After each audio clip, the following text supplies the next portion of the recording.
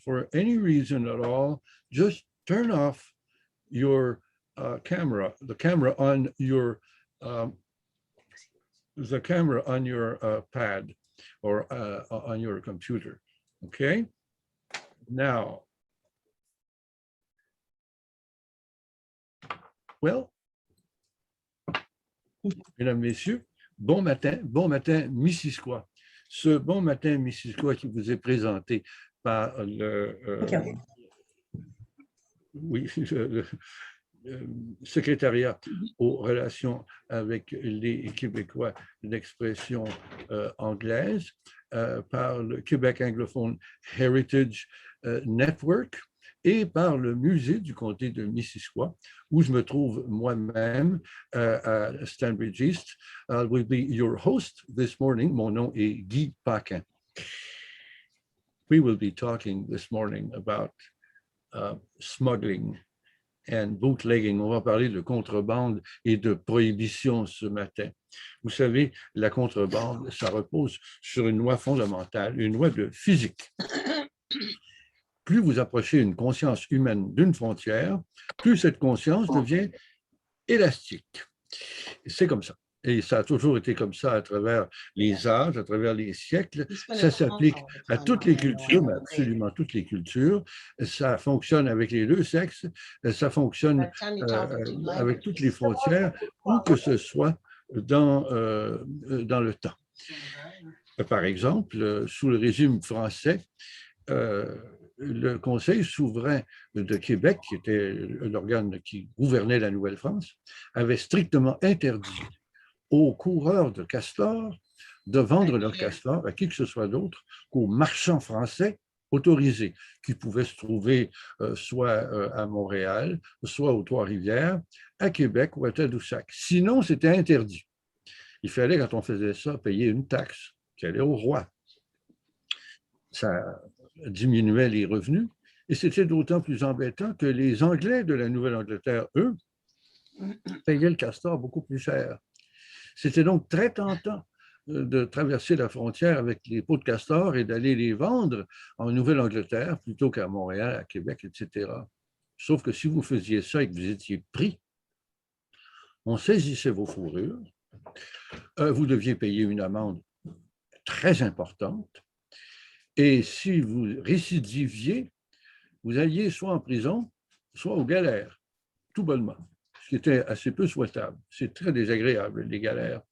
Et il y en a qui y restaient pour toujours. Que faire, que faire? Parce que la frontière était là, tentante. Des coureurs de castors plus imaginatifs que d'autres ont trouvé une solution à ce petit problème, une solution très simple. Ils venaient ici, dans le comté de Missisquoi, en canot, par le lac Champlain. Ils arrivaient dans la ville de Missisquoi, où chaque été, des Wabanaki, des gens de la société, de la nation Wabanaki, venaient faire la chasse et la pêche pendant l'été sur les abords de la baie de Missisquoi. Alors arrivait le coureur de castor avec ses rabascas, ses grands canots remplis de fourrure à rabord, qui allait voir son ami Wabanaki. Il lui disait, bon, ben, j'ai mes fourrures, est-ce que tu irais les offrir aux marchands du Vermont? Le Wabanaki, lui, c'était pas un Français. Il n'était pas touché par les interdits, les prohibitions, déjà la prohibition, alors les interdits qui touchaient les Français. Donc, il contrevenait à aucune règle, le Wabanaki en question. Le Wabanaki, ça veut dire les gens de l'Est, on les appelle, nous, les Abénakis. Bon, c'est les mêmes. Alors, voilà qu'il traversait avec les rabasqueurs remplis de fourrure, allait vendre ça au Vermont légalement, si j'ose dire, puis revenait avec l'argent et prenait un pourcentage pour sa peine. On ne payait pas de taxes et c'était très sympathique parce que comme ça, on avait contourné la loi. C'est le premier cas que je connaisse. Il y en a peut-être d'autres, mais c'est le premier cas que je connaisse de contrebande dans notre comté, avant même que le comté n'existe en passant. Ça s'est poursuivi, ces interdits, ces prohibitions En 1807, l'homme que vous voyez à l'écran actuellement, Thomas Jefferson, président des États-Unis, je pense que c'est le troisième ou le quatrième, enfin peu importe, lui, il décide parce que les États-Unis sont en froid avec l'Angleterre, c'est les guerres napoléoniennes, je n'entrerai pas dans les détails, mais il décide de couper toute espèce de commerce entre l'Angleterre et les États-Unis, ou plutôt entre les États-Unis et l'Angleterre. Et nous, le Canada, on fait partie de l'Angleterre à cette époque-là. On est une colonie anglaise. C'est ce qui veut dire que Thomas Jefferson interdisait strictement le commerce entre le Canada et les États-Unis. Commerce qui était pourtant très, très florissant à cette époque-là. The result was simple. Nobody obeyed that order. This embargo, the 1807 embargo of Thomas Jefferson, was never followed. The year after, in 1808, le commerce avait augmenté de 31%. There had been a 31% growth on commerce between the United States and Canada. C'est un commerce qui transitait par la baie de Missisquoi du lac Champlain et qui transitait aussi par le port de Saint-Jean sur le Richelieu. C'était pas très discret, comme vous pouvez le voir à l'écran, encore une fois. Ça transitait sur des radeaux qu'on assemblait exprès pour l'occasion, pour faire transiter ces marchandises de contrebande. Et c'était tellement énorme qu'on raconte que certains de ces radeaux de contrebande, qui étaient assez voyants, comme vous pouvez le constater, faisaient à peu près un demi-mille de long. Énorme, énorme, plus de 500 mètres. Alors, vous pouvez comprendre que cet embargo n'a eu aucune espèce d'effet et c'est ce qui fait que le Congrès américain et la présidence ont abandonné cette idée d'interdire ce qui ne pouvait pas être interdit tout bonnement. Vous voyez que notre frontière avec le Vermont n'échappe pas du tout à cette règle et quand l'autre prohibition, celle qui est un peu plus connue et dont on va vous parler abondamment avec mes invités à l'instant, quand cette autre prohibition, celle de l'alcool, va apparaître, là, c'est plus dans des radeaux, mais dans les canaux automobiles extrêmement puissants comme celui que vous voyez à l'écran. On appelle ça des rum runners. Il y avait deux types qui transportaient des quantités sans doute énormes. On pouvait en tout cas transporter des quantités énormes d'alcool dans les embarcations comme celle-là. Et alors, encore une fois, cette prohibition s'est avérée un peu désastreuse parce que à peu près personne n'y a obéi. Une deuxième loi de physique, c'est que plus vous approchez des humains d'une frontière, plus cette frontière devient poreuse. C'est de la physique, il n'y a rien à faire. Ça marche sur tous les climats, avec toutes les nations. Et pour en parler de cette frontière, je vous présente ma première invitée.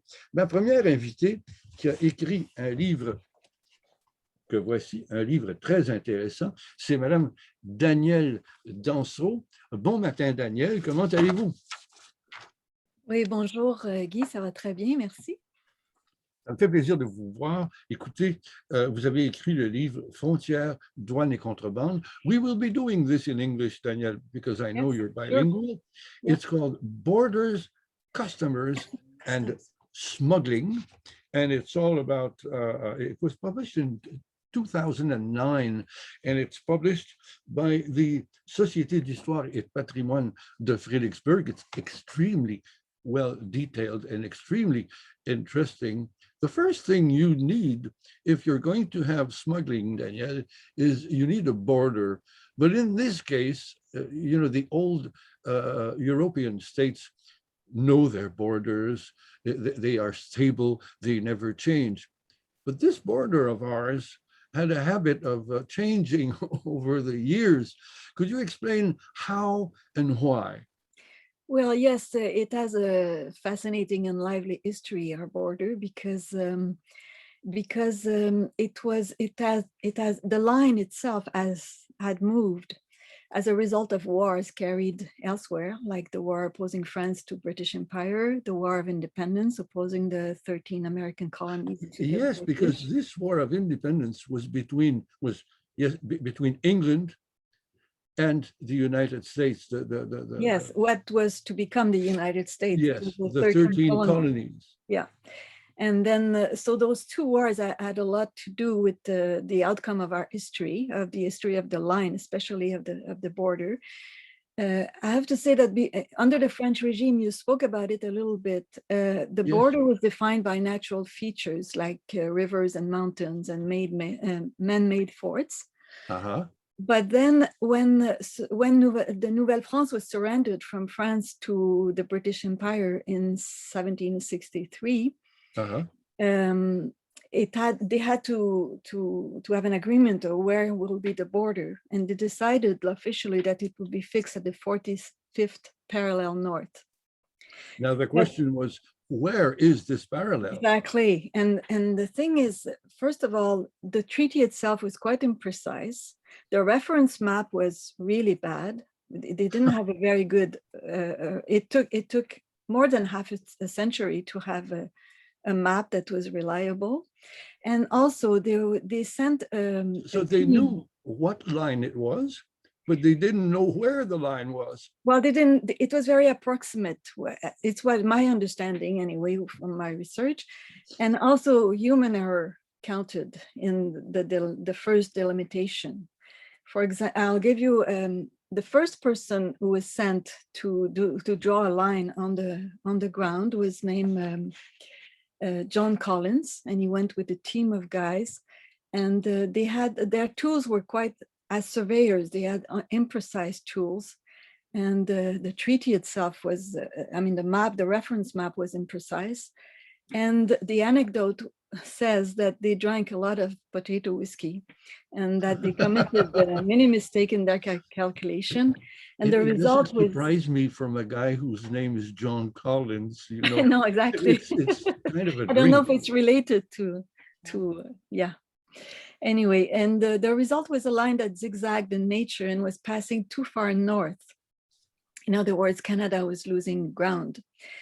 And well, so people, it was this guy who we have to speak about Mr. Thomas Dunn, I think, because Thomas Dunn was a very prominent citizen in Canada. He was born in the in England, but he came here, made a lot of money with whale oil, etc. And he dealt in real estate.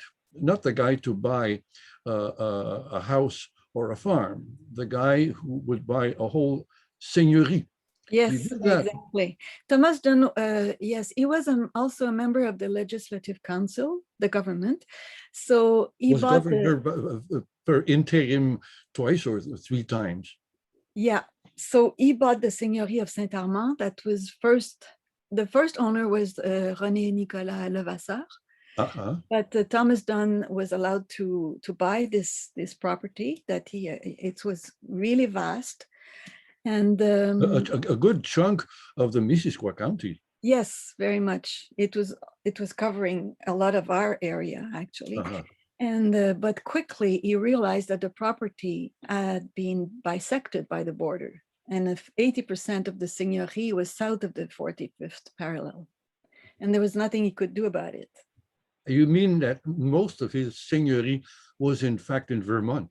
Yes, it was. There's another famous example of mistakes like that, because people didn't really know where the border was, and they didn't respect the work that was done by the team of Dunn. Everybody knew it was imprecise, or it was, so there was not a lot of respect for it. So the Americans built Fort Montgomery in 1860. Yeah, we can see it on the screen right now. Well, they invested $1 million. It says that they invested $1 million, $1 million worth of silver in building this fort, only to find out later that it was built on Canadian soil. So that's another mistake, the other side. You feel that these surveyors were making jokes on just about anyone. You know, don't shed too many tears, people, folks, for Thomas Dunn, because later on he acquired the whole township of Dunham, the first township that ever was created, and he became the first owner, and of course sold the lands back and made a lot of money that way.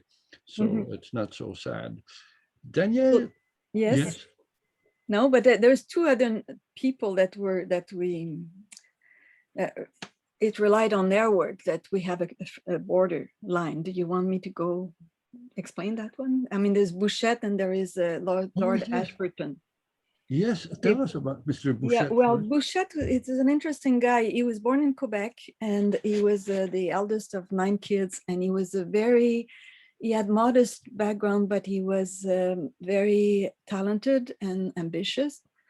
And at age 17, he was made surveyor. Actually, at age 16, he worked at his uncle's office that was, and he was supposed to be a cartographer. So he's the one, and then at age 17, he became surveyor, and then he was also a military man, and he worked in the marine, he surveyed he patrolled the St. Lawrence and all that. He had a very interesting life, going from wars to cartography and surveying. But in the end, his big work, he was supposed to achieve the work that he wanted to do. But there's two things to say about him. First of all, he wrote the first topographical description of the province of Lower Canada that is still a classic to this day. And he wrote it when he was in England, after 13 years of working on this cartography, which is quite amazing. And then when he came back to Canada, he was sent on the ground to delimitate the 45th parallel Just a second, with a Danielle. counterpart, with a guy in the States named Johnston.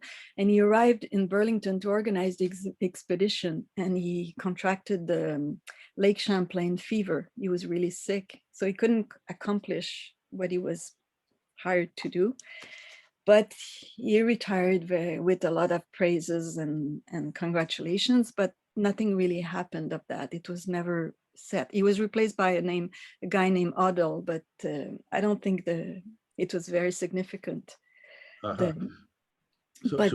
So half a century after the beginning of the kerfuffle, Lord Ashburton arrived on the scene, and that guy came after the independence of the 13 colonies, after the states were independent from England, and he was sent here from London to negotiate with the Americans the line, because really the line had been imprecise for so long. And the guy, he was a very talented negotiator. We keep losing you, Danielle. What? We keep losing you. Oh, yeah, really? Yes. I'm sorry. Now it's perfect. Okay. So let's Anyway, go back to Lord. Within a few months, he persuaded the Americans to place the line south of where it was, because it had been placed too far north. And he named 2 commissioners, and they worked with a little army of astronomers, surveyors, lumberjacks, and they cleared a large trench, and to fix the 45th parallel. And it's ironically, it was very close to what John Collins had done. But anyway, it took more than half a century, 60 years. So that's it seems so simple on a map. You just draw the line, but you have to know exactly where that line is in real life. Also, in between, I mean, we had a better cartography by then, because Bouchette had worked on a very good cartography of Lower Canada. So in a sense, the first map was so imprecise. It was also, I mean, you have to do as much as your map tells you. Now, all this movement of the border happened, and meanwhile, roads had been built, and it seems that they went through the border many times, So if you were, say, carrying some kind of goods with you, you could be stopped on the road because you were actually crossing a border. And there's a story about a guy with some cows that I'd like to hear from you, Danielle. Okay, it was in 1814, and it's a resident of Potton, and he went to Montreal to purchase some goods, but coming back home, he had to cross the border in Richford to bypass the Green Mountains and go back to Canada. He had no choice. He had to go to the States to go back to home. And at the custom office in Richford was a guy named Bradford Powell. And he had very strict orders to stop the movement of goods between Canada and the States, and he seized the goods that that guy from Potton was bringing back. In fact, in his mind, this guy was not carrying his own cows. He was importing the cows. It was not cows. It was not cows. It was just goods. Okay. Oh, okay. But then the guy was stopped and his goods were seized, and the few nights later, the cows, I mean the cattle that belonged to Powell and his brother were stolen and taken. Powell being the customs officer. Exactly. So as retaliation, the guy who was taken, his goods were taken, got the cattle and hid it somewhere in Dunham. And then, of course, Powell the authorities went to that guy to say what happened. I mean, you're the one who got the cattle. And the guy didn't deny it. And he explained that he was owed that because he had been taken his own goods. He was repaying himself. Exactly. And then the affair was brought into justice for arbitration. And the judge gave a specific house where the cattle had to be kept while he was while he was judging. And actually it is now the Timmy Hancock's farm in Fredericksburg, because it was the only road that was going in front of that property that we now know is Timmy Hancock's farm in Fredericksburg. Anyway, so the cattle was kept there, and the trial lasted like 3 or 4 days. It was a big event. It was almost a fiesta. A grocery store, appeared on the line to provide food, and the only thing that was missing was paparazzi. Well, exactly. Maybe there was some drawing. I don't know. But in the end, the judge decided that Powell was not exceeding his authority, and the cattle had to be returned to Powell and his brother. And the story doesn't say if the Potton resident retrieved his goods. Probably not. Well, in the end, the border finally settled somewhere and stopped moving. But if you're going to have smuggling, you need to be smuggling some products, some stuff. And among all the things that were ever smuggled, I easily understand, okay, cigarettes or alcohol, okay, we all know about this, but molasses, good old molasses, what's the problem with molasses? There's no problem with molasses, but it's a good example of what happens when something is forbid, when there is tax imposed on a product. Automatically it generates smuggling. There is a very interesting we'll say there is a guy, 18th century guy, writer, Charles Lamb. He said, yes, I like a smuggler. He's the only honest thief. He robs nothing but the revenue, an abstraction that I never cared about. and it really shows the public perception of what it was. People felt the border was unjust and unfair, and it was just the revenue trying to make money on poor people. And the smugglers were providing goods that were more affordable than the real goods. The molasses, for example, I mean, like I think the molasses was only a small fraction of the molasses transiting from here to the States was there was duty paid. Otherwise, it was all black market. And I learned by reading your book that they were at some time in the 20th century, they were smuggling fridges and stoves. Yeah. How can you?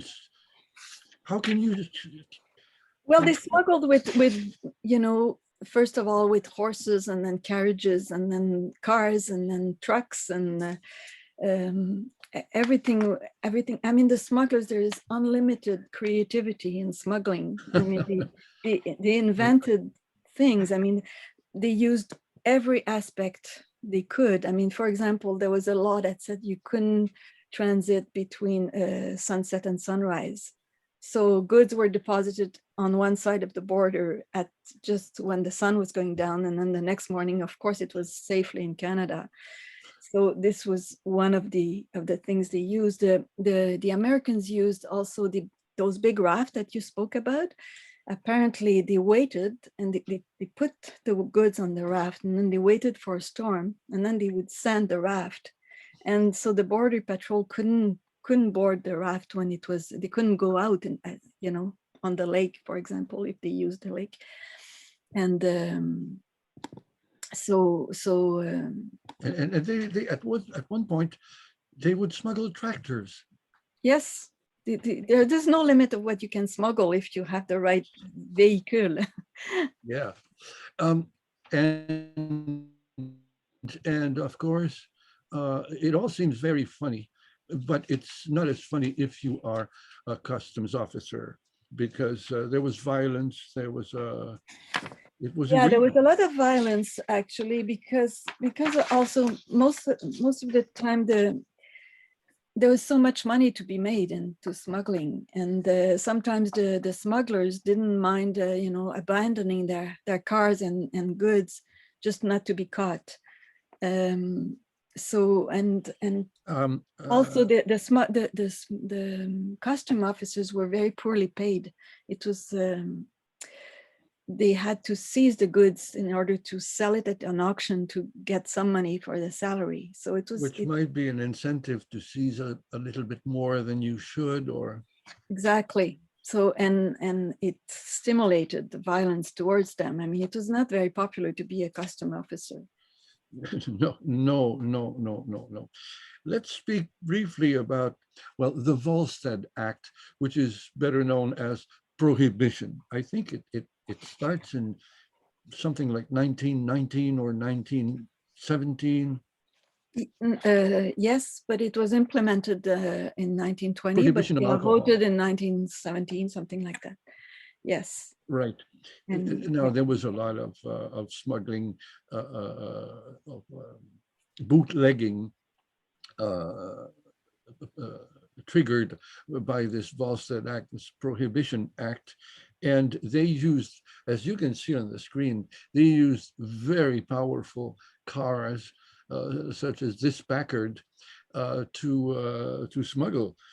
Now, there's a certain guy called George Barber who owned such a Packard, such a car. Danielle, could you tell us a bit about Mr.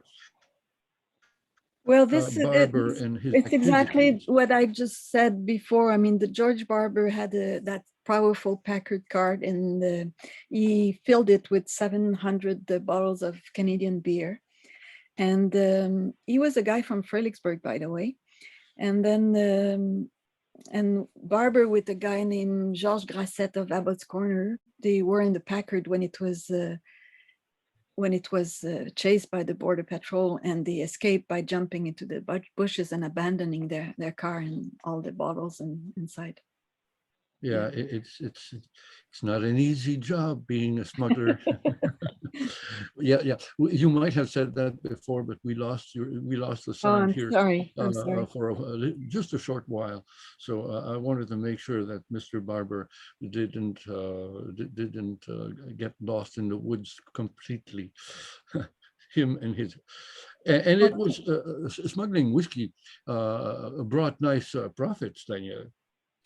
Oh yes, yes, it did. I mean, it was sold like 80 times the price when it was, Oh, you know. nice profit indeed. Yes. And that's what I call a nice return on your investment. Mhm. Yes, good Seagram whiskey purchased legally from Montreal, Yeah. and then smuggled. And Danielle, I thank you very, very, very much. This is an interesting story. Stick around, Danielle. Don't go Okay, away, sure. because we will be speaking about a woman that you happen to know very well. Je vais maintenant présenter mon prochain invité avec qui la conversation se fera en français cette fois-ci. Il s'agit de M. Laurent Busseau et je vous ai montré le livre de Daniel Dansereau. Voici le livre de mon ami Laurent Busseau. Ça s'appelle Alcool, crime et prostitution. Alcohol, crime and prostitution, également publié par la Société d'histoire de Fredericksburg, qui me semble faire une spécialité assez étrange dans ses publications. Laurent Busseau, bonjour. Laurent Busseau, est-ce que vous êtes là?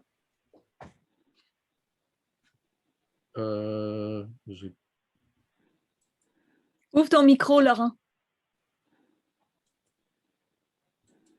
Oups. Laurent, ton microphone est fermé.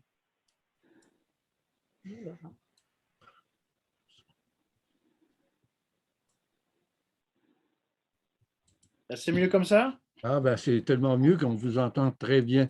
Voilà. Laurent, Bonjour, Laurent, les prohibitions, on vient de le voir et de le montrer très clairement avec Daniel, les prohibitions ont souvent les effets exactement inverses de ce qu'on peut souhaiter.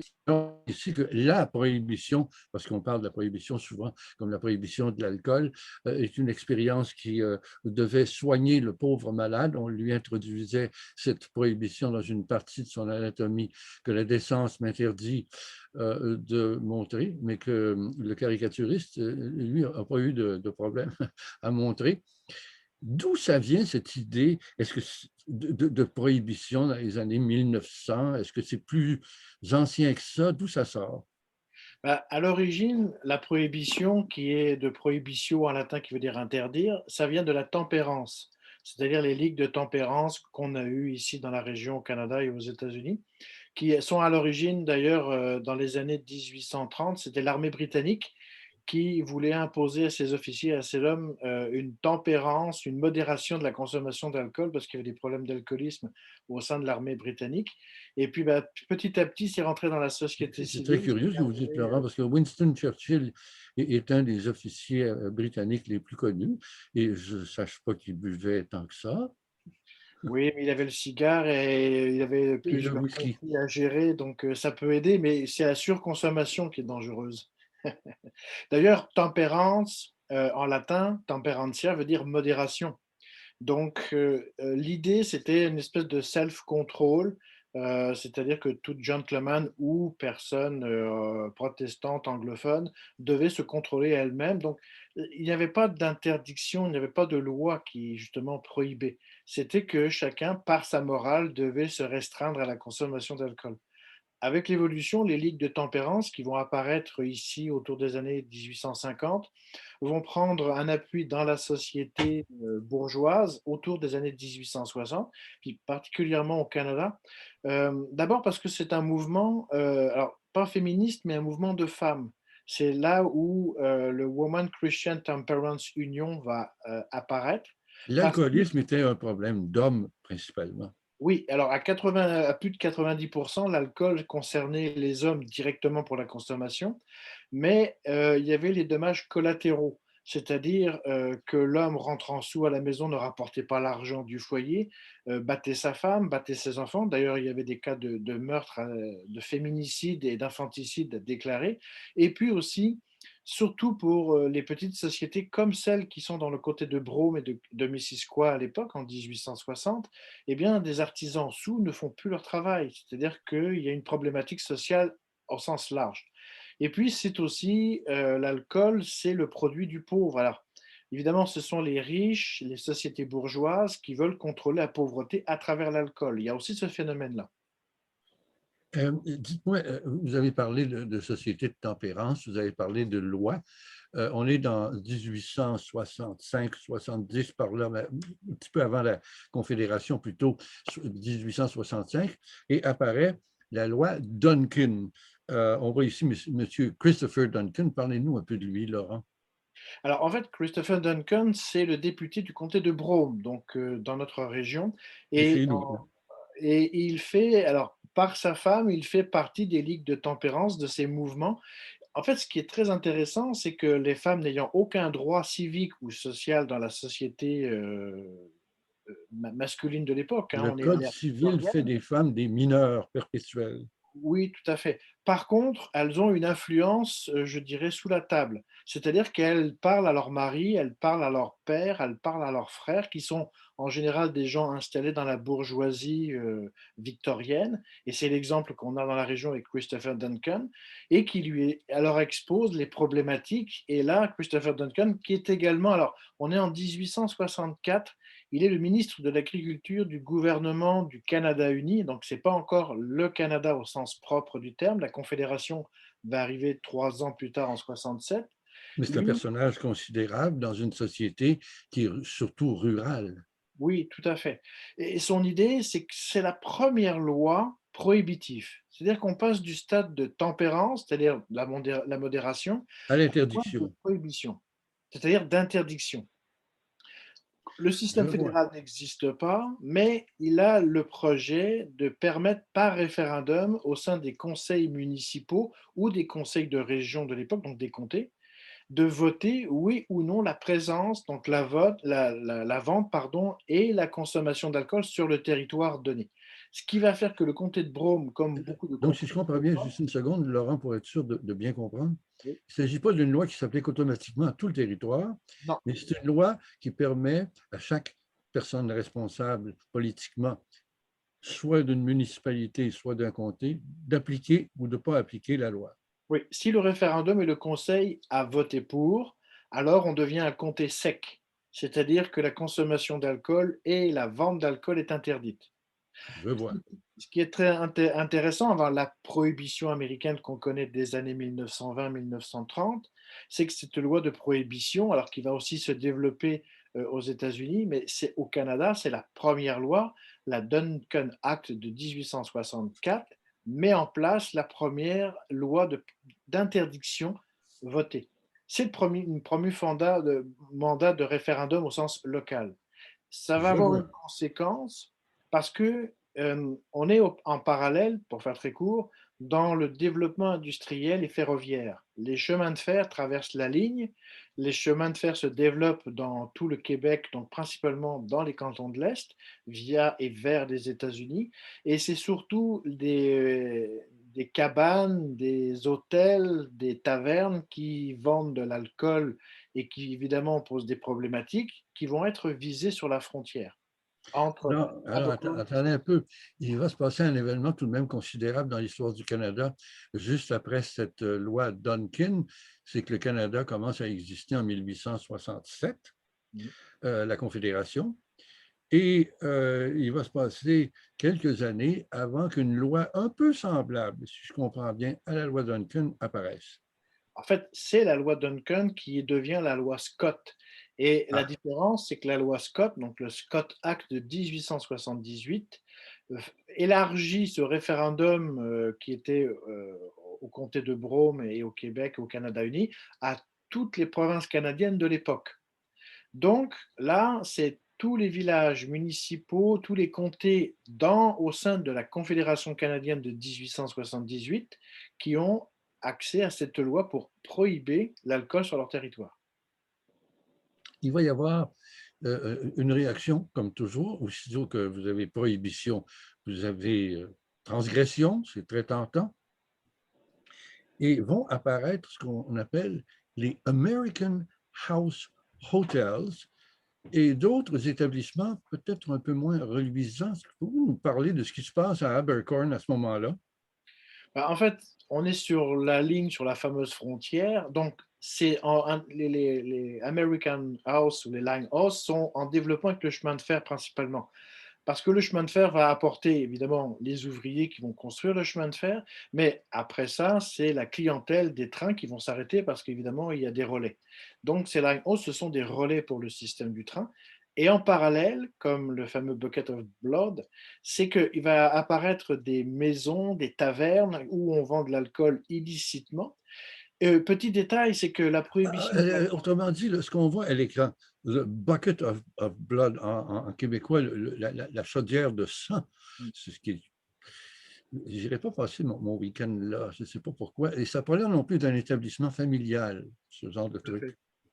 C'était pas très conseillé. Mais il faut resituer une chose, c'est que l'alcool venait des États-Unis vers le Québec et le Canada. Enfin, disons qu'on va dire le Québec pour le comté.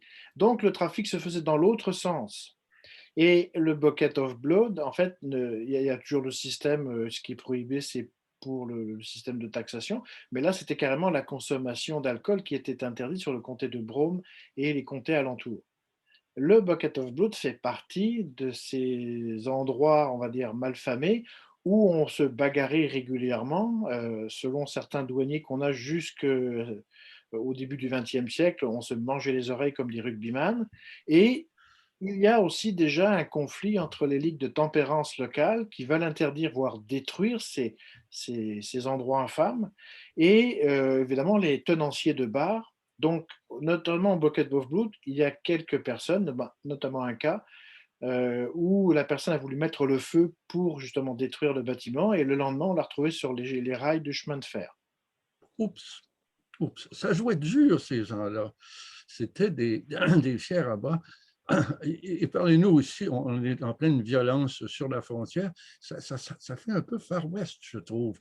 Et pourtant, on est à Abercorn, on est dans le comté de Brome ou Missisquoi. Parlez-nous de l'affaire Smith. On voit ici, il faut bien le dire, ce pauvre Monsieur Smith, il va passer un mauvais quart d'heure. Expliquez-nous ce qui lui arrive. Oui, en fait, l'affaire William Smith. Alors, William Smith, c'est le chef de gare de Sutton Junction, qui est proche de Sutton actuellement, mais c'est aussi un des membres actifs de la Dominion Alliance, qui est la ligue de tempérance la plus importante au Canada. Et lui, comme membre actif de cette Dominion Alliance, il a dans l'idée d'intercepter les colis d'alcool qui viennent des États-Unis vers les tenanciers d'hôtels et de bars qui sont dans le comté de Brome, notamment ceux de Abercorn et Sutton. Lui, c'est la tempérance pratiquante. Oui, tout à fait. Alors, évidemment, ça ne plaît pas à certains patrons d'hôtels qui voient leurs marchandises interceptées par ce monsieur. Et en 1894, en plein été, alors qu'il est sur le quai de la gare de nuit, il attend une correspondance. Il s'est endormi comme ça se fait, en plus il est dehors, on est en plein été. Eh bien, un homme vient l'assaillir avec un morceau en métal et lui fracasser le crâne pour le tuer. Et en l'assommant, il le tire comme on voit sur le Bucket of Blood. Il va le mettre sur les rails du chemin de fer Et on attend le train très bientôt. voilà, et en espérant que le train fasse le travail. La problématique, c'est que M. Smith est quelqu'un de solide. Il va se réveiller de son traumatisme parce qu'il il a reçu quand même un bon coup sur la tête. Il va réussir à se sortir des rails et à demander de l'aide. Et là commence l'affaire Smith, où évidemment il y a une plainte qui est déposée. Et le Dominion Alliance, qui est quand même une société, un organisme très puissant au Canada, va faire appel à Silas Carpenter, qui est le chef détective d'une compagnie privée de À votre détectives, écran, M. Silas Carpenter. oui, de Montréal, qui va venir faire enquête, et une enquête très sérieuse, à tel point d'ailleurs qu'il va retracer l'assaillant de M. Smith aux États-Unis, à Marlborough, au Massachusetts. Il va le faire arrêter par la police locale et va négocier un deal avec lui. Si tu me donnes le nom de tes commanditaires, on te relâche. Et c'est ce Autrement dit, toi, tu es du menu fretin, tu es l'exécutant de ce truc-là, mais il y a des gens qui t'ont demandé de faire ça. Eux, ils nous intéressent. Oui, et c'est des frères, des patrons d'hôtels qui sont à Abercorn, des tenanciers d'hôtels qui sont dénoncés, et c'est les frères Wilson. Et la petite histoire, c'est que Silas Carpenter va venir les arrêter dans une chasse à l'homme dans les montagnes.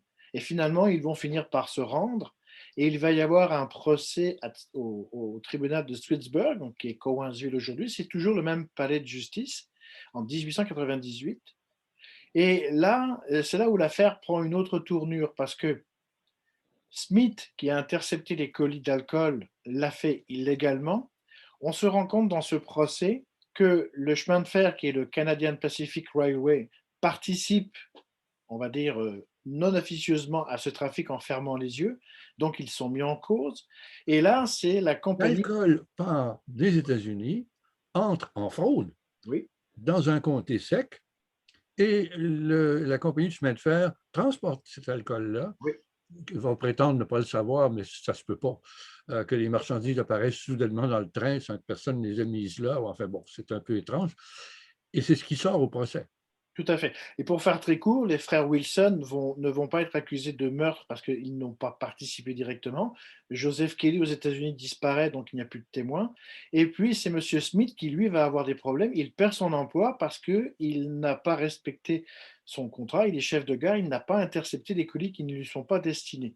Donc, c'est ce qui va donner en 1902 un livre qui s'appelle The Dark Story of the Plot, donc la sombre histoire du complot, où on se rend compte que dans le trafic d'alcool, il y a déjà énormément de grosses influences et de gros intérêts avant la prohibition américaine. Ben oui, pour qu'une compagnie comme le Canadien Pacifique s'en mêle, c'est la plus grosse compagnie de transport ferroviaire au Canada à ce moment-là. Il y a le Canadien national, mais le Canadien Pacifique, c'est encore plus gros. Là, les choses vont, ça ne va pas s'améliorer. On a parlé très brièvement avec Daniel Dansereau du Volstead Act, qui est la prohibition de consommation, de fabrication, de vente ou d'achat. En fait, ce n'est pas défendu de consommer aux États-Unis, mais c'est défendu d'en acheter, d'en vendre ou d'en fabriquer ou d'en transporter, ce qui revient à peu près au même. Mais on a vu, Laurent, que on a parlé tantôt avec Daniel Dansereau de cette ancienneté de la contrebande sur notre frontière. Vous voyez à l'écran la frontière entre le lac Champlain et Fredericksburg, ou à peu près.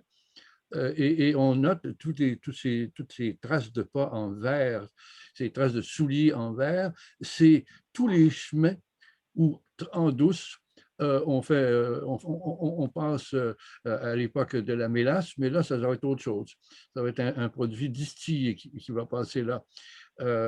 C'est tous ces chemins de contrebande qui vont devenir extrêmement fréquentés. Parlez-nous d'une des personnes qui fréquentait très abondamment avec de l'alcool ces chemins de contrebande. Il s'agit de M. Conrad Labelle, qu'on voit d'ailleurs à l'écran ici avec un de ses chers amis, M. Alfonso Capone. En fait, là, on arrive dans la prohibition américaine que tout le monde connaît. Alors, à l'origine de la prohibition américaine, pour faire très court, elle est mise en place dès 1917, durant la Première Guerre mondiale, où les États-Unis rentrent en guerre aux côtés des Alliés. Et le mouvement de tempérance et de prohibition contre l'alcool existe, on l'a vu, depuis le 19e siècle. Or, avec l'entrée en guerre des États-Unis en Europe, on va trouver une faille, c'est que les brasseurs de bière aux États-Unis, à peu près 80%, sont d'origine allemande ou germanique. Budweiser est hongroise, d'ailleurs la marque est encore existante en Hongrie.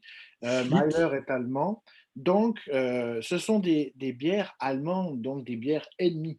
Or, les ligues de tempérance et les ligues de prohibition vont profiter de cet anti-germanisme pour mettre en place une loi de prohibition dès 1917 qui, après la guerre, va arriver comme une loi fédérale, la Volstead Act, en 1919.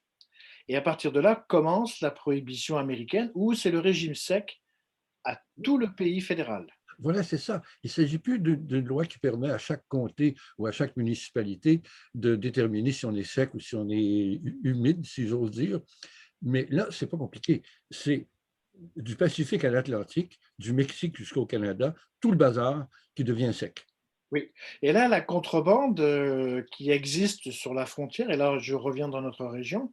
D'ailleurs, la petite anecdote, c'est que contrabando, le mot vient du vénitien de Venise du XIIIe siècle, qui veut dire contre le ban étant la loi de coutume, coutume qui donne custom en anglais, sur l'idée de contrôle de la frontière. On se retrouve là au fait que le Québec aussi, durant cette prohibition qui se met en place aux États-Unis et en parallèle va se mettre en place du côté canadien, mais le Québec, lui, va rester en retrait dès 1921 en disant la commission des liqueurs qui va être mise en place en mai 1921 va contrôler. L'ancêtre de la Société des alcools. Voilà.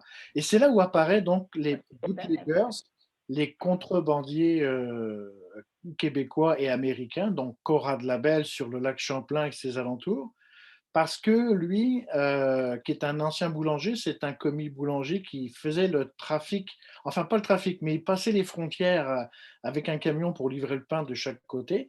Ben, il a tout à fait compris que l'alcool, qui multipliait par 10 voire 50 son revenu, il devient contrebandier, donc il devient ce qu'on appelle les bootleggers, qui est un terme du XVIIIe siècle américain, qui veut dire celui qui met la bouteille, qui cache la bouteille dans sa botte.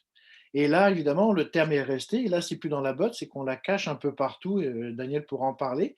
Et là, on va envoyer, le chemin se change de sens. C'est du Québec qu'on envoie l'alcool vers les États-Unis. La Alors, bonne bière, Conrad, la oui, bonne bière allez-y. québécoise va aller se faire consommer dans l'État de New York et au Vermont, à travers le lac Champlain, entre autres. J'ai vu des images admirables où on voit des types à la pêche sur le lac Champlain, tout à fait paisible, mais il y a une corde et sous l'eau, il y a une espèce de sous-marin sans moteur, mais qu'on tire avec la chaloupe à moteur, et on passe tout doucement comme ça avec les lignes à pêche dans les mains, on pêche paisiblement, et on se retrouve aux États-Unis. Et alors là, on sort le sous-marin de l'eau, et il est rempli à rabord. Oui. Alors, il y avait un autre truc sur le lac Champlain qui se faisait aussi sur le lac Memphremagog, je l'ai retrouvé. C'est évidemment parce qu'il y avait des interceptions. La frontière sur le lac existait, on l'a vu avec le bateau à moteur, là, très rapide. Alors, il y avait un truc, c'était qu'il y avait des chargements qui étaient lestés avec des blocs de sel ou des blocs de glace selon la période. Et on balançait tout ça à l'eau, et évidemment, ça coulait. Mais le sel, comme la glace, à un moment donné, surtout le sel, se désagrégeait. Et quelques jours plus tard, on repassait parce que les caisses, elles, remontaient. Et donc, on récupérait la marchandise qui n'était pas interceptée. Je Euh, l'ai dit, tout ça, je l'ai dit au début, tout ça, c'est de la physique. oui, tout à fait. Or, toute une question de physique dans l'alcool, hein. Pour Conrad Labelle, alors lui, il n'est pas le seul bootleggers de québécois, il y a d'autres, mais lui, il va être associé à Al Capone directement, il va être véritablement un des associés de contrebande avec le système Capone, parce que Capone est un criminel, mais c'est surtout un organisateur, et c'est lui qui organise dès 1925 tout le contrôle de l'alcool aux États-Unis avec le Canada. Or, Conrad Labelle se met à son service et il met en place une structure autant sur le lac Champlain par bateau, mais aussi par voiture. Il va avoir une Cadillac renforcée, blindée pour pouvoir passer en force les passages de postes frontaliers ou les passages de contrebande qui existent déjà, qui sont plus ou moins surveillés par des motards ou la police. Juste pour vous donner un aperçu, dans ses mémoires, il disait que certains soirs, il faisait entre 60 000 et 70 000 dollars par soir de contrebande en revenus. Ça, c'est autre chose que le bucket of blood. Non, Là, on est dans les ligues majeures. Là, oui. on est chez les gens sérieux. Là. D'ailleurs, en fait, dans ses mémoires, il a dit une chose, j'ai beaucoup dépensé d'argent dans l'alcool, les femmes et le jeu, le reste, je l'ai gaspillé. Il estimait, lui, que investir dans le jeu, les femmes et l'alcool, ça, c'est un investissement. C'est pas Tout le à fait. Le gaspiller. reste, il l'a gaspillé en payant des hommes politiques, en payant des douaniers, chose qu'il faisait. Ben Euh, oui. et puis, alors lui, son parcours est très particulier parce qu'évidemment, la police américaine va le cibler. En 1928, d'ailleurs, il va être arrêté. C'est là où il est particulier. Il était vraiment un professionnel parce qu'il ne sera jamais inquiété pour son trafic d'alcool. On ne va jamais l'arrêter pour ça. la police américaine, d'ailleurs comme Capone avec ses comptes bancaires, on va arrêter Labelle sur le fait qu'il a eu un accident mortel sous et qu'il a causé la mort de personnes, une personne qui était avec lui. Et puis aussi, il s'est battu avec un officier d'immigration et de douane à un moment donné. Il l'a rossé parce que celui-ci n'arrêtait pas de l'embêter. Et là aussi, il va avoir une plainte. Et c'est là où Conrad Labelle va arrêter son merveilleux travail de bootlegger sur la frontière. On pense qu'on en a fini avec les figures, disons, légendaires ou les figures originales, à tout le moins, Capone, ce monsieur Conrad Labelle, ben non, non, non, non, non, non. La frontière, on a vu d'autres de ces... là, on a vu beaucoup de messieurs, mais il y a une femme que voici à l'écran, irremplaçable, très séduisante jusqu'à un certain point dans le genre transgression. C'est pourquoi je vous demande à tous les deux, Daniel et Laurent, de me parler de Lillian Miner. C'est elle qu'on voit avec ce bel oiseau. Elle-même est pas mal du tout dans son genre. D'abord, d'où est-ce qu'elle sort, Lillian Miner? Est-ce que Daniel veut répondre? Je peux. Non, vas-y, Laurent, je pense que c'est vraiment toi le spécialiste de Lily Miner. Lillian Miner, c'est un cas particulier parce que c'est d'abord une femme d'affaires. Elle est née dans la région du côté américain. Hein, elle est originaire de Richford East, donc c'est juste en face de Mont Sutton. Elle est née en 1866 et pour faire très court. Donc, elle est née au Vermont, mais tout près de la frontière. Là. Oui, tout à fait. Elle connaît bien la frontière. Et puis, elle a une vie tumultueuse. Alors, on ne rentrera pas dans les détails, mais elle avait marié un on peut, Laurent. Elle a trafiqué, Daniel pourra en parler. Et puis, elle va surtout se retrouver à Boston, au fameux Faneuil Hall, qui est un ensemble du centre-ville. C'est le cœur financier de Boston à l'époque. Oui. Et elle va travailler dans ce qu'on appelait à l'époque un gymnase, qui est un centre de sport, je dirais, récréatif, où elle fait partie justement du côté récréatif des lieux. Et elle va en devenir gérante quelques années plus tard, autour des années 1910. Pour rappeler les choses par leur nom, c'est un boxon, cet endroit-là. Oui, tout à fait. En fait, c'est un lieu de prostitution déguisé pour la haute société bostonienne, pardon. La chose, c'est que aux États-Unis, comme au Canada d'ailleurs, il y a un mouvement contre la traite des blanches. Dès le début du XXe siècle, on veut contrôler justement la prostitution. Alors, on veut la contrôler parce qu'on dit que ça apporte des maladies. Ce n'est pas le côté moral, c'est le côté médical. C'est encore une chose à revoir. Et elle va être inquiétée par la police de Boston, évidemment, qui la cible, elle et son établissement. Elle doit quitter, elle doit fuir son établissement. Et évidemment, elle se réfugie au Vermont sur notre frontière à partir de 1911. C'est le retour aux sources pour elle. Oui, tout à fait. Et puis elle savait très bien qu'ici, personne ne viendrait trop la chercher. Et en fait, elle change d'État aussi. Elle passe du Maine au Vermont, donc du Massachusetts pardon, au Vermont, et ça aide beaucoup. Et là, elle découvre un hôtel en ruine, mais qui n'est pas complètement abîmé, qui n'est pas détruit, qui est sans doute qui a subi un incendie. Et là on revient au tout début avec les frontières baladeuses de Daniel Dansereau. Cet hôtel, il est sur la frontière, mais sur la frontière. Oui, il est à cheval sur la frontière. Et là, je vais laisser Daniel aussi partager ses informations parce qu'il est tellement à cheval sur la frontière qu'il a une entrée au Québec et une entrée au Vermont. Allez, Daniel, on vous écoute. Ben, c'est ça, en fait, elle achète cet hôtel qui est partiellement incendié, mais la loi de l'époque interdisait de construire sur la frontière. Alors, on essaie de lui dire qu'elle entreprend de rénover cet endroit et de l'agrandir. Il y aura, je pense, 3 étages finalement. Et puis, on la poursuit. On le voit à l'écran, d'ailleurs. Oui, c'est ça. Alors, on la poursuit en lui disant qu'elle n'a pas le droit d'avoir un établissement qui enjambe la frontière. Et elle fait valoir très habilement qu'elle n'est pas en train de construire, mais qu'elle rénove quelque chose qui existait déjà. Et puis, donc, elle est dans son droit. C'est de la très belle avocasserie, ça. Ah oui, absolument. Elle était très bonne pour persuader les gens. Elle avait beaucoup de charisme, semble-t-il. D'ailleurs, je ne sais pas si on l'a dit, mais avant ça, elle était mariée à un voyageur de commerce entre Boston, puis il l'a retrouvée ici. Elle a été mariée avec un monsieur Shipley qui était voyageur de commerce, qui était un peu un faux médecin qui vendait des potions d'apothicaire, des potions soi-disant des remèdes, et puis qui était aussi, semble-t-il, un voleur de chevaux et un pilleur de tombes. Bref, elle était avec ce monsieur Shipley.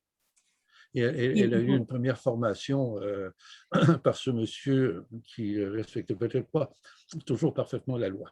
Voilà, exactement. Mais en tout cas, elle s'est retrouvée en 1911 à acheter cet établissement et à le rénover et à l'agrandir et à réussir à établir la légitimité de son établissement qui, comme Laurent l'a dit, avait un côté, une porte qui ouvrait sur les États-Unis, puis une autre porte qui ouvrait sur le Canada. Et c'était carrément délimité à l'intérieur s'il y avait une descente du côté américain, elle faisait transférer sa clientèle du côté canadien et vice-versa.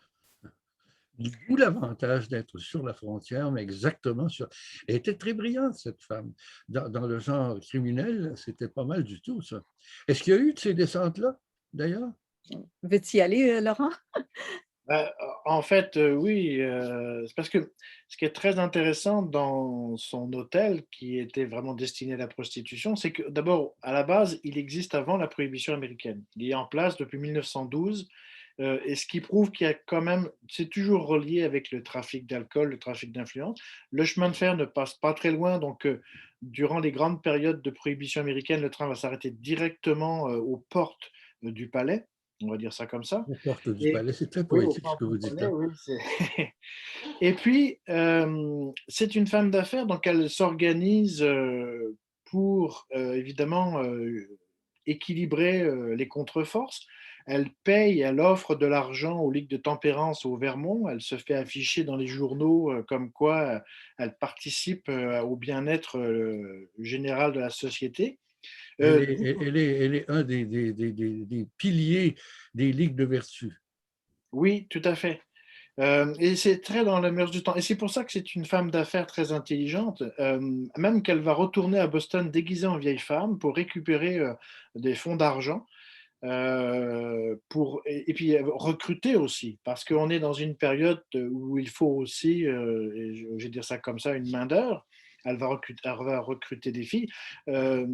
D'ailleurs, lors de l'unique descente qui va lui valoir véritablement un problème judiciaire, c'est oui, parlez-nous un peu justement. Vous êtes là-dessus. Il va y avoir, je pense que c'est en 1925 où le shérif du côté du Vermont, lui, il en a ras-le-bol et il décide de passer à l'action. Oui, tout à fait. Alors, c'est en fait la descente du 12 juin 1925 et vous avez le shérif Otis Gross de Richford, qui est le shérif de comté, qui lui a toujours eu un œil judiciaire sur le palais du péché. Et de l'autre côté, parce que ça s'appelle The Palace of Sin, le palais du péché. Le palais du péché. Ça annonce la couleur, si on peut dire. Et de l'autre côté, vous avez M. Files, qui est le douanier canadien à Abercorn. Et ils s'organisent les deux pour faire une descente le même jour, à la même heure, à chaque entrée. Une du côté canadien et une du côté américain, à 2 heures du matin. Alors, on est pris en sandwich.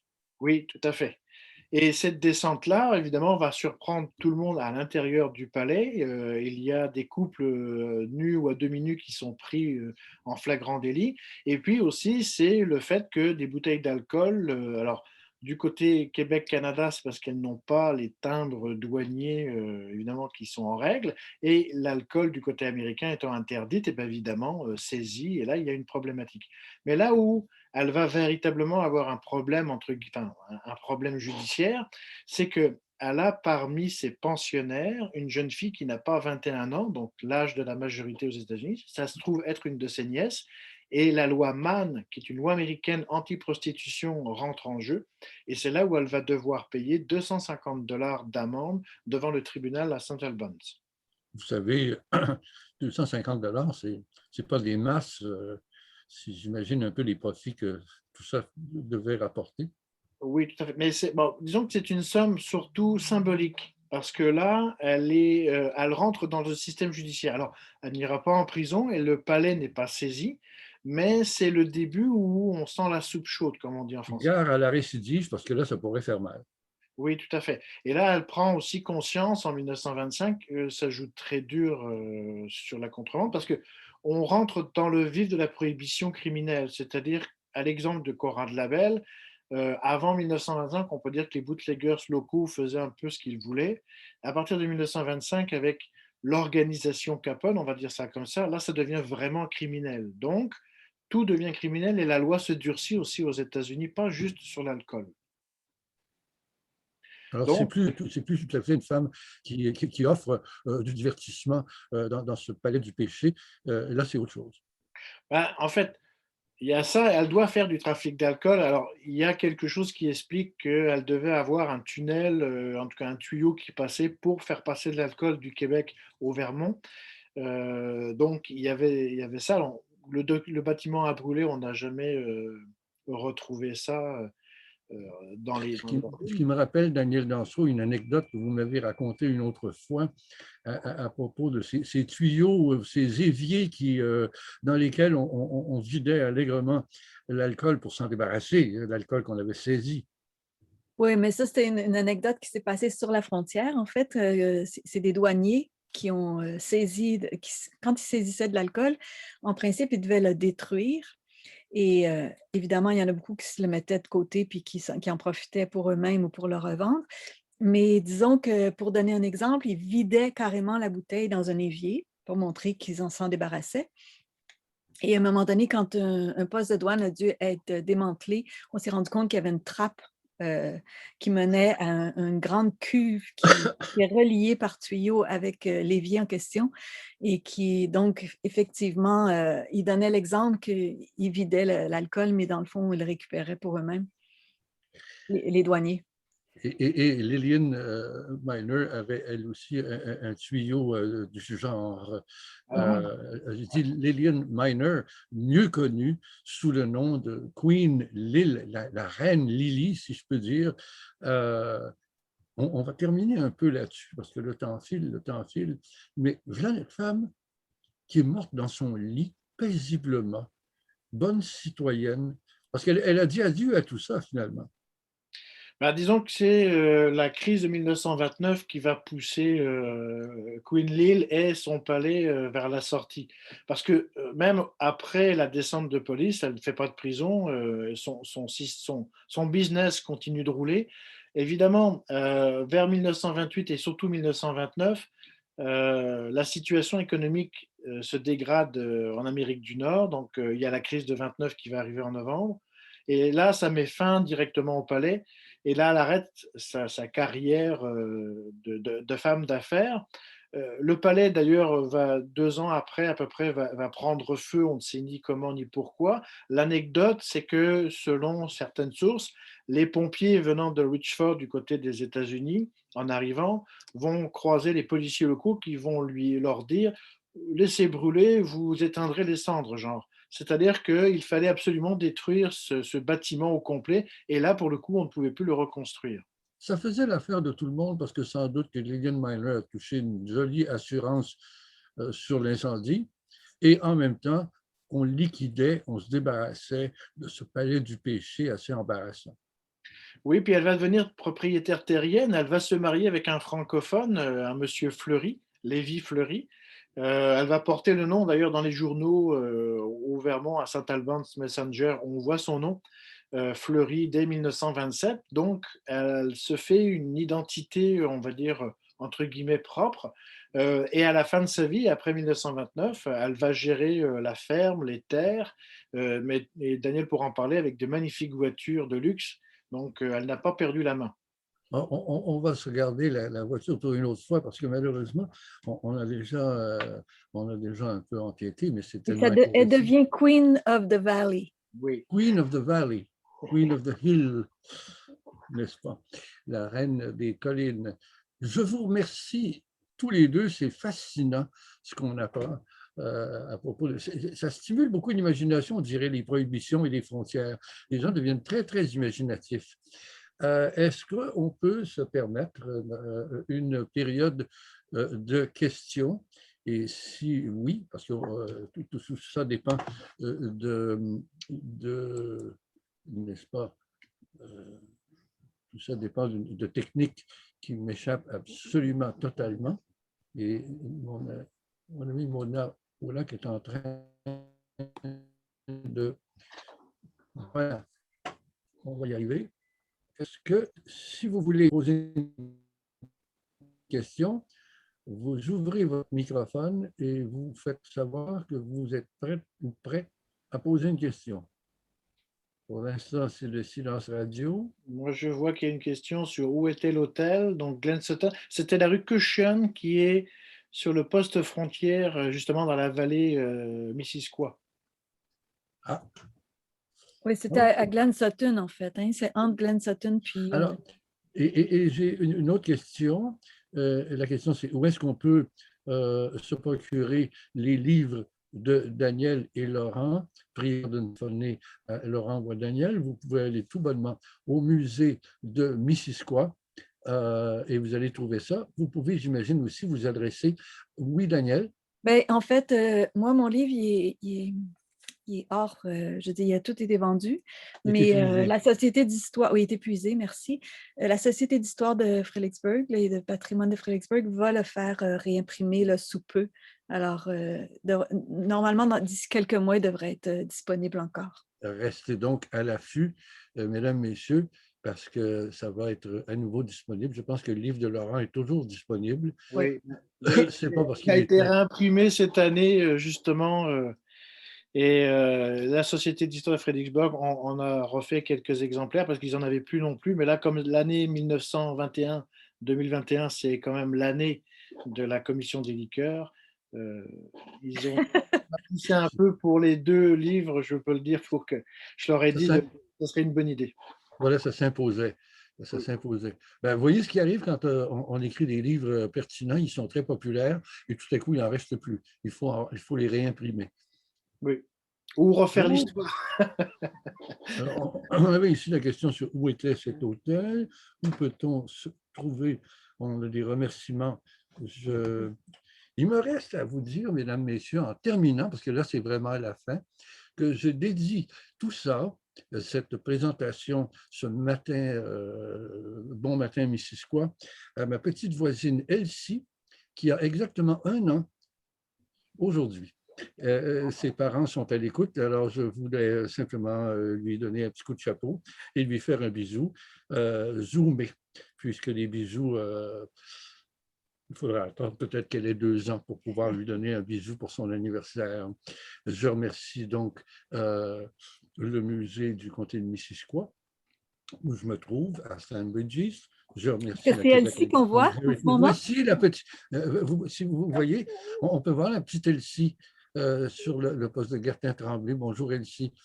Ça va être une blonde, je pense. On dirait que ça. Bon, et je remercie donc la Québec Anglophone Heritage Network.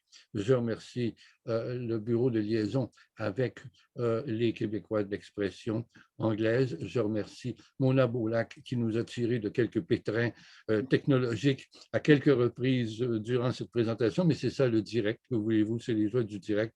Laurent, Daniel, un très grand merci et merci. À la prochaine. Au revoir. Bonne fin de journée. Bonne fin de journée. Bonjour, merci.